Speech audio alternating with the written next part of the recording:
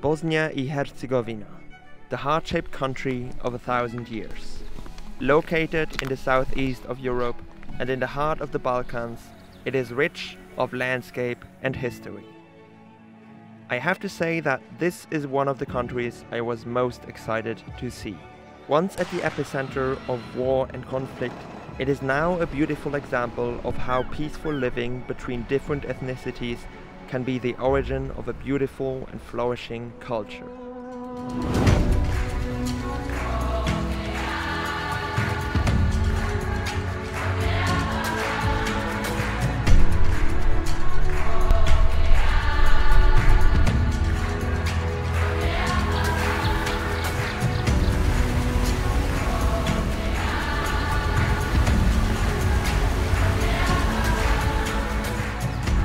But this was not just another beautiful country, and it would soon teach me a very valuable lesson.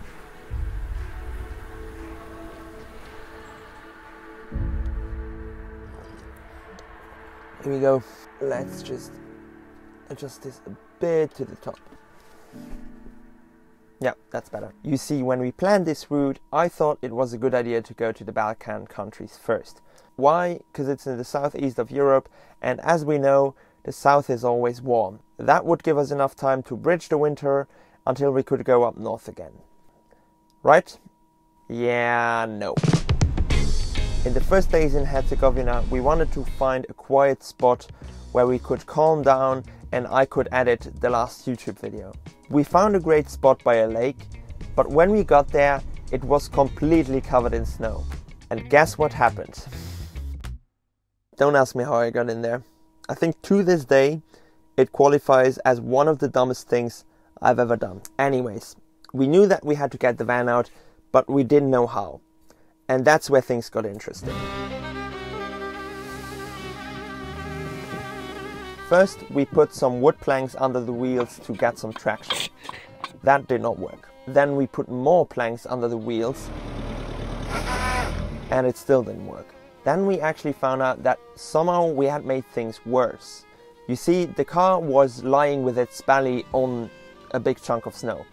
And by digging snow out under the wheels to put the planks under them, the wheels were now hanging in the air and had no traction at all. So we gotta get the snow all out of here. And then we can put the chains on and get out.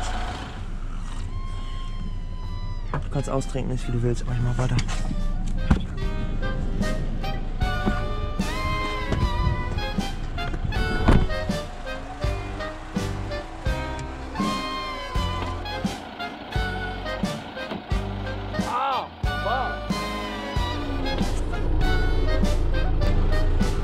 Also hier das Grüne ist die Bärenpopulation. Ja, und wo sind wir? Wir sind ungefähr da. Geil. Das heißt, wenn alles gut geht, haben wir einen Bären auf dem Nacken. Scheiße, Mann. Oh, bitte. Bitte, bitte, bitte, bitte, bitte, bitte, bitte.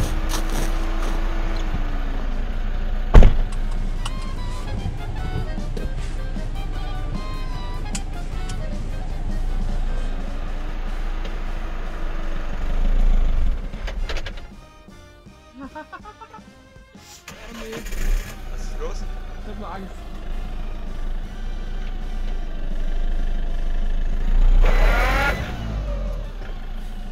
Was Feingriff?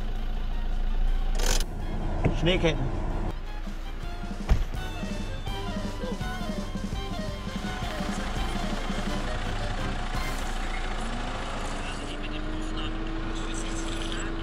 Okay, now we had tried everything we could, and I was so close to giving up. But then 4 guys in a pickup truck came to our rescue.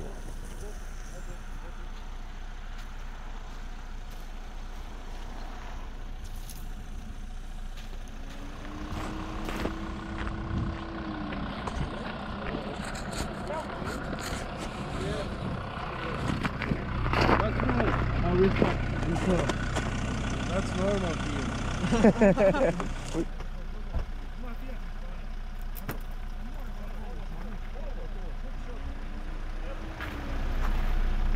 One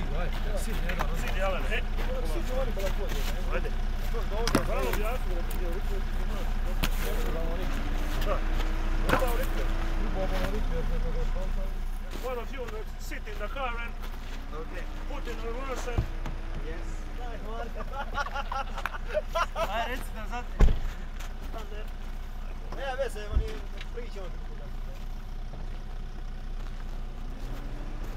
Ajde, pomalo.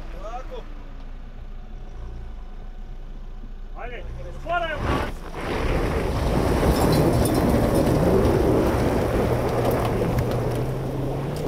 Dobar! Dobro je, konta!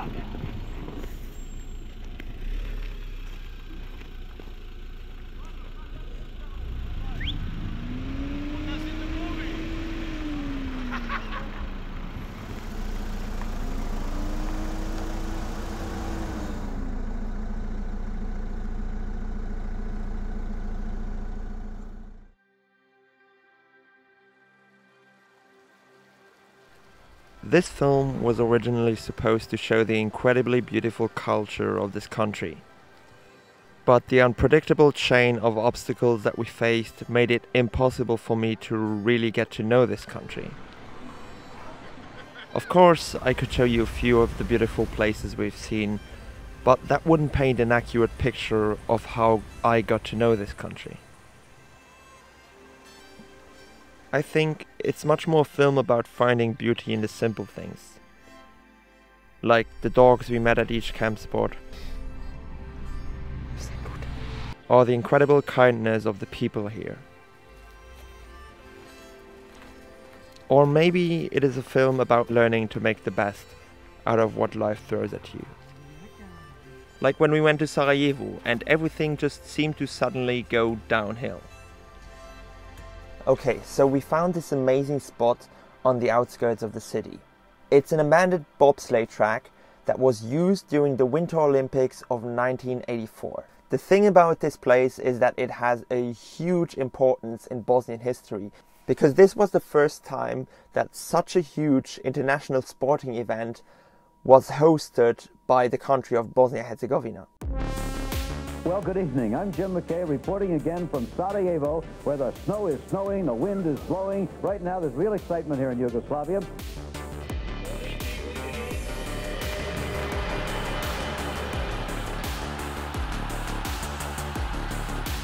It truly is an amazing spot. You can park right next to it. It's full of paintings, and it's just an amazing place. It's insane. Okay, so here's what happened. We drive up this super steep road on the outskirts of Sarajevo, and suddenly the road is completely frozen. So I stop, obviously, not wanting to get stuck again, and I try to reverse out of this road. And by doing that, I drove backwards into a fence. I was completely devastated at this moment. For me, it was pretty much clear that somebody would have to come and pull us out. But after a few phone calls and pep talks by family relatives, we wanted to try anyway. Boah, wenn wir da keinen Platten haben, gell, dann weiß ich auch nicht. Morgen früh erstmal Platten wechseln. First thing we did was try to put the snow chains on. Yeah. Tried to put snow chains on through a fence in the middle of the night in snow and mud. Fuck, hier sind überall Dornen. Warum muss ich mein Auto auch immer an den dümmsten Stellen festhaben?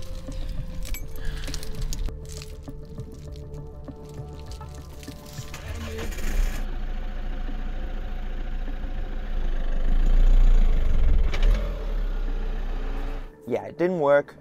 Eventually, one of the snow chains had even caught up in the wheel, so it was completely unusable. Setback after setback. Then eventually we had an idea. We decided to cut the fence and put down a little tree that was in the way behind the van. I wanted to try to reverse back into the lawn so that I would have both front wheels on the road. The owner of the house, of the fence, he came home and he wanted to help us, but even he couldn't get us out. So He called a buddy of his to ask him if he could pull us out tomorrow morning. So yeah, tomorrow morning Ukraine is gonna come and pull us out, hopefully.